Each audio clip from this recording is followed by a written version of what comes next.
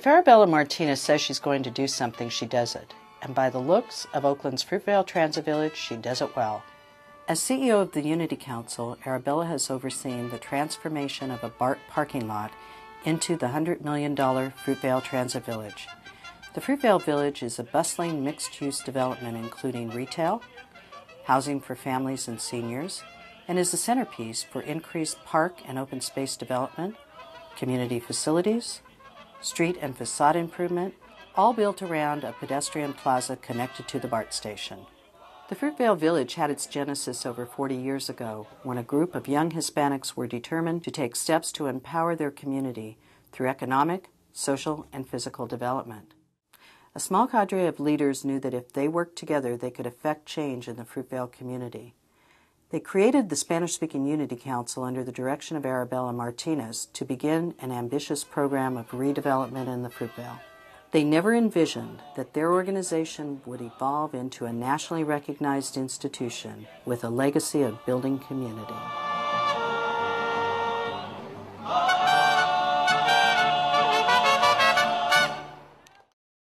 Arabella Martinez was born in Trinidad, Colorado.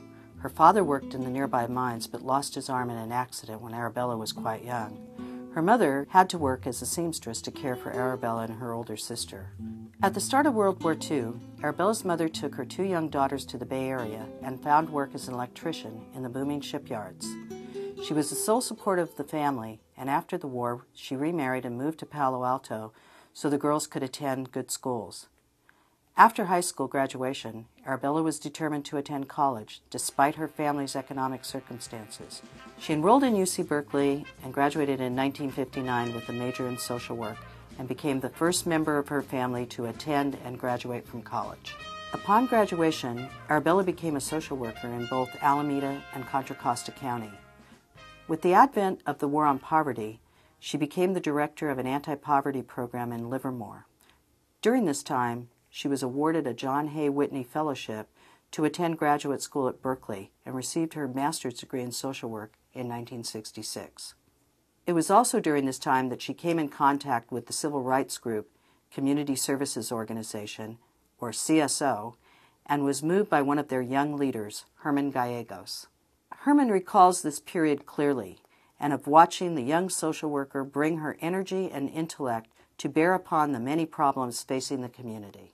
I probably talked about the work of the CSO up and down the state of California and how through the CSO we learned how to empower ourselves to negotiate and confront institutional power in America.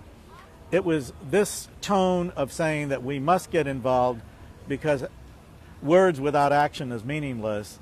And so our message for young people is get involved and look to the past not as a way to change it, but to learn from the past as a way of maybe understanding your present better and possibly affecting the future. Thanks to the CSO, Arabella joined forces with Avelio Grillo and Jimmy Delgadillo. My sense at the time was that the organization, the Hispanic organizations,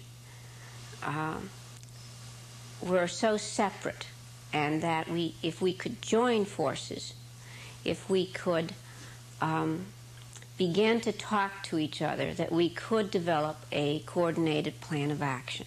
At this time, another key player in the development of the Unity Council was Alex Cermeño, a CSO member who soon became a staffer with the Southwest Council of La Raza, which today is known as the National Council of La Raza, the nation's leading advocate for Hispanic populations.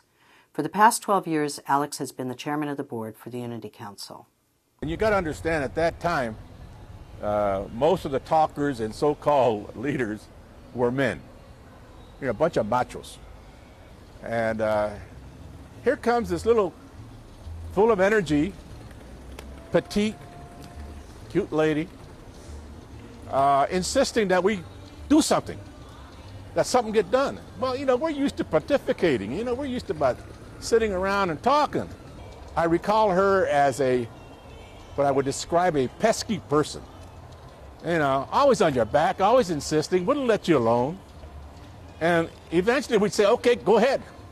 Aided by the Ford Foundation and other early supporters, Arabella and the leaders of the council created the Unity Council as a Community Development Corporation, or CDC, in 1968. Soon she was directing the construction of a 68-unit family housing project, which was one of the first such projects sponsored by a nonprofit Hispanic CDC in the nation.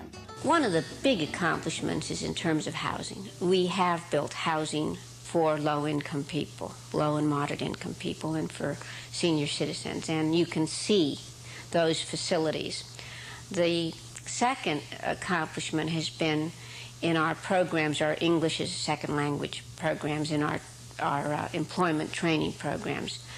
A third kind of programming that we've done is really not a program, but it pervades our organization, and that is that whole concept of leadership development, community development in its broadest sense. And there we're talking about the development of people, development of their capacity to control their own destiny, their economic and their social destiny. And that's really what the Unity Council has been about.